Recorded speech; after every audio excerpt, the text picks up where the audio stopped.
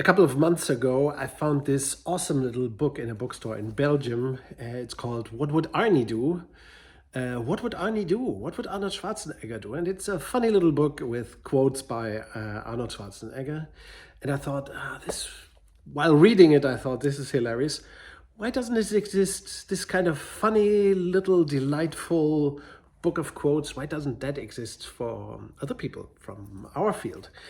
And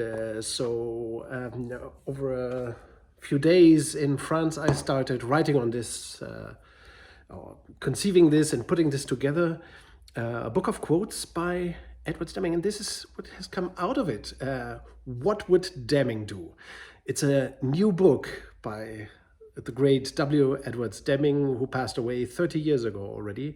A book of great quotes by Deming, edited by myself.